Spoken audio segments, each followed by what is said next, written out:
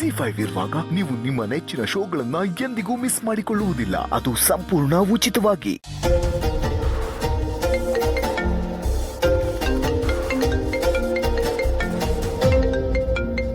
ವನಜಾ ಅವ್ರು ಕಾಲ್ ಮಾಡ್ತಾ ಇದ್ದಾರೆ.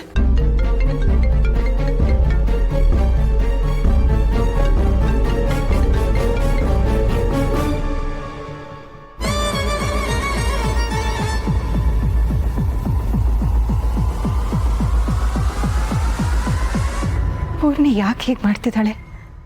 ನಾನು ಕಾಲ್ ರಿಸೀವ್ ಮಾಡ್ತಿಲ್ಲ.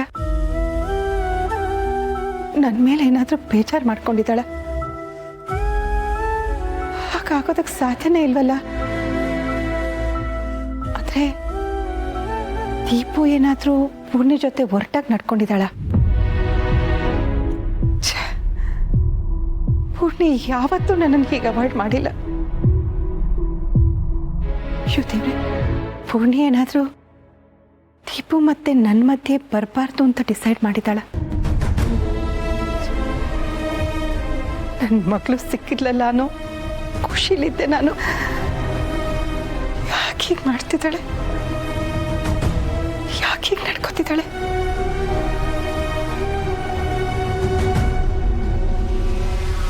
ಪೂರ್ಣಿ, ಏನಾಯ್ತು ನಿನಗೆ?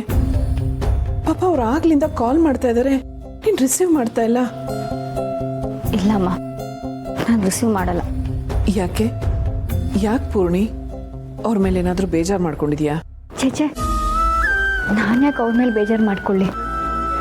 ಮಗಳು ಅನ್ನೋ ಥರ ಪ್ರೀತಿ ಮಾಡ್ತಾರೆ ನನ್ನನ್ನು. ಅವ್ರ ಮೇಲೆ ಬೇಜಾರು ಮಾಡ್ಕೊಳಕ್ಕಾಗತ್ತಾ?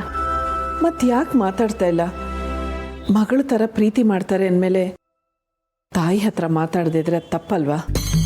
ಇಲ್ಲ ಅಮ್ಮ, ಅವ್ರು ನನಗೆ ತಾಯಿ ಅಲ್ಲ, ದೀಪಿಕನ ತಾಯಿ.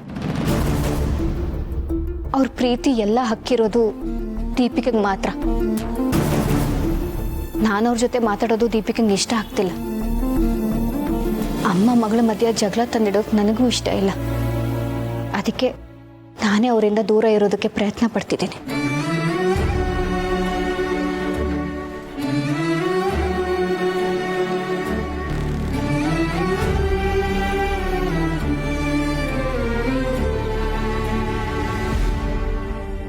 ಯೋಚನೆ ಮಾಡಬೇಡ ಪೂರ್ಣಿ, ದೀಪಿಕನ ಹತ್ರ ನಾನು ಮಾತಾಡ್ತೀನಿ. ಅವಳಿನ್ನೂ ಚಿಕ್ಕವಳು, ಅವಳಿಗೆ ಈ ರೀತಿ ಅನ್ಸೋದೆಲ್ಲ ಸಹಜ. ಹಾಗಂತ ನೀನು ವನಜಾ ಅವ್ರ ಹತ್ರ ಮಾತಾಡದೆ ಇರಬೇಡ. ಇಲ್ಲಮ್ಮ, ದಯವಿಟ್ಟು ದೀಪಿಕನ ಹತ್ರ ಏನೂ ಮಾತಾಡಕ್ಕೆ ಹೋಗಬೇಡಿ. ಈ ವಿಷಯ ಯಾರಿಗೂ ಗೊತ್ತಾಗೋದು ಬೇಡ. ನಿಮ್ಮ ಹತ್ರ ಹೇಳ್ಕೊಳ್ದೆ ಇರೋದಕ್ಕೆ ನನ್ನ ಮನಸ್ಸು ಒಪ್ಪಲಿಲ್ಲ, ಅದಕ್ಕೆ ಹೇಳ್ಕೊಂಬಿಟ್ಟೆ.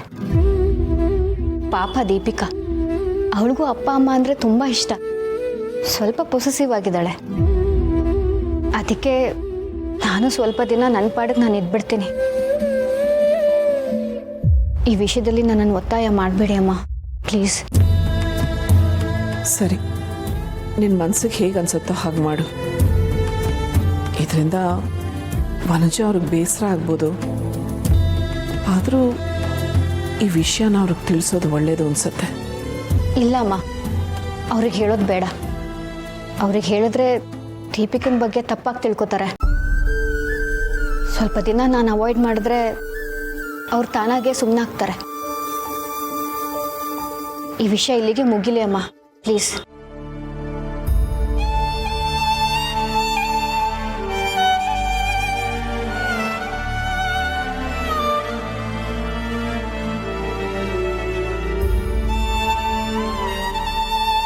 ಏನಾಗ್ತಾ ಇದೆ ಇಲ್ಲಿ?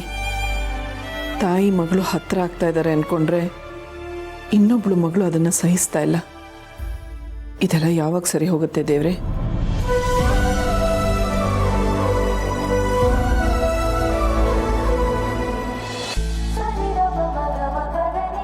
ಅಯ್ಯೋ, ನಾನೇನು ಚಿಕ್ಕ ಮಗುನ ಹಿಕ್ಕ ಹಿಡ್ಕೊಂಬಂದು ಕೂರ್ಸೋಕೆ? ಚಿಕ್ಕ ಮಗುನೇ. ಹೊಟ್ಟೆಲಿ ಮಗು ಇರೋರನ್ನ ಚಿಕ್ಕ ಮಗು ಥರನೇ ನೋಡ್ಕೋಬೇಕು, ಅದು ನನ್ನ ಕರ್ತವ್ಯ. ಸಾರಿ, ಗಂಡ ಹೆಂಡತಿ ಏನೋ ಪರ್ಸ್ನಲಾಗಿ ಮಾತಾಡ್ಕೋತಿದ್ರಿ ಅನ್ಸುತ್ತೆ. ನಾನು ಬಂದು ಡಿಸ್ಟರ್ಬ್ ಮಾಡೋಣ? ಹಾಗೇನಿಲ್ಲ. ಅಮ್ಮ, ನಾನು ನಿಮ್ಗೊಂದು ಗಿಫ್ಟ್ ತಂದಿದ್ದೀನಿ. ಗಿಫ್ಟಾ? ಏನದು? ಇಲ್ಲಿ ನೋಡಿ.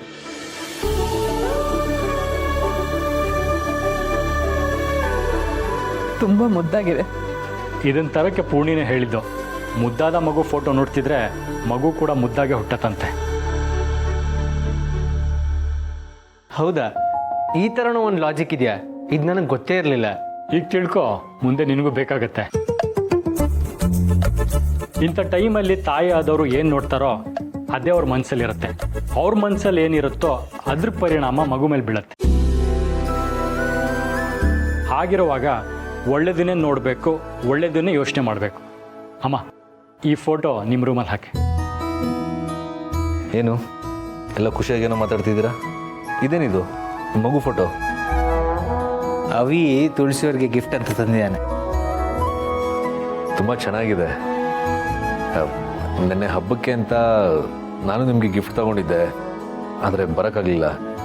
ಅಮ್ಮ, ಇದನ್ನು ತಗೊಳ್ಳಿ.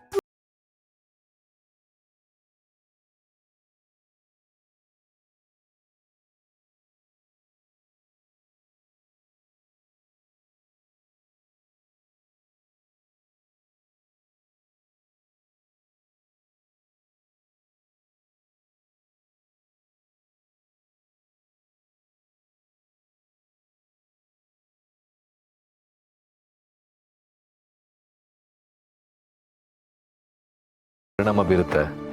ಅದಕ್ಕೆ ಅಮ್ಮ ದಿನ ಈ ಮುದ್ದಾದ ಮಗು ಫೋಟೋ ನೋಡಲಿ ಅಂತ ಅದನ್ನು ತಂದೆ. ಅಮ್ಮ, ಇಬ್ಬರು ಒಂದೇ ಥರ ಗಿಫ್ಟ್ಗಳನ್ನ ತಂದಿದ್ದೀವಿ. ಇಬ್ಬರು ಪ್ರೀತಿಯಿಂದ ತಂದಿದ್ದೀವಿ.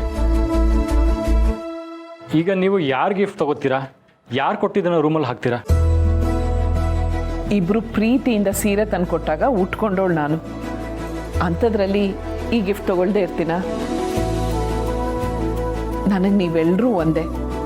ಪ್ರೀತಿಯಿಂದ ತಂದಿದ್ದೀರಾ ಅಂದಮೇಲೆ ಇದನ್ನು ತಗೊಳ್ದೇ ಇರ್ತೀನ? ಅಮ್ಮ, ಅದೆಲ್ಲ ನನಗೆ ಗೊತ್ತಿಲ್ಲ. ಒಂದೇ ರೂಮಲ್ಲಿ ಒಂದೇ ಥರ ಎರಡೆರಡು ಫೋಟೋ ಹಾಕೋದಾ? ಬೇಡ ಬೇಡ ಅಮ್ಮ, ನಾನು ಕೊಟ್ಟಿರೋ ಫೋಟೋ ಮಾತ್ರ ಹಾಕಿ. ಅದ್ಯಾಕೆ? ನಾನು ಕೊಟ್ಟಿರೋದು ಹಾಕ್ಬೋದಲ್ಲ? ಅವ್ರು ನನ್ನಮ್ಮ. ಅವರು ನನಗೂ ಅಮ್ಮನೇ. ಅವ್ರು ಹೇಳಿದ್ರಲ್ಲ ನಾವೆಲ್ಲರೂ ಒಂದೇ ಅಂತ. ಹಾಗಾಗಿ ನಾನು ಮೊದಲು ಗಿಫ್ಟ್ ಮಾಡಿರೋ ಫೋಟೋ. ಅಮ್ಮ, ನೀವು ನನ್ನ ಫೋಟೋನೇ ಹಾಕಿ. ಮೊದಲು ನೀವು ಗಿಫ್ಟ್ ಮಾಡಿರೋ ಫೋಟೋನೇ ಅವ್ರು ತಗೊಂಡಿದ್ದಾರಲ್ವಾ, ಅದಕ್ಕೆ ನೀವು ಖುಷಿ ಪಡಿ. ರೂಮಲ್ಲಿ ನಾನು ಕೊಟ್ಟಿದ್ದ ಫೋಟೋ ಹಾಕಲಿ, ಅದಕ್ಕೆ ನಾನು ಖುಷಿ ಪಡ್ತೀನಿ.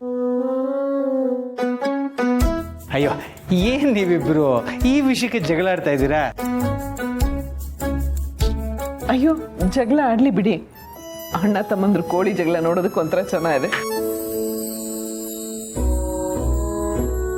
ಓಕೆ, ನಿಮ್ಮಿಬ್ಬರಿಗೆ ನಾನೊಂದು ಟಾಸ್ಕ್ ಕೊಡ್ತೀನಿ.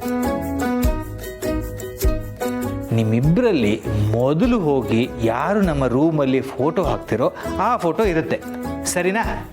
ಒಳ್ಳೆ ಐಡಿಯಾ ಇದು. ಮೊದಲು ರೂಮ್ಗೆ ಹೋಗಿ ಯಾರು ಫೋಟೋ ಹಾಕ್ತಾರೆ ಅಂತ ನೋಡೋಣ. ಇಬ್ರು ಓಡಕ್ಕೆ ರೆಡಿನಾ? ಹೊರಡಿ ಮತ್ತೆ.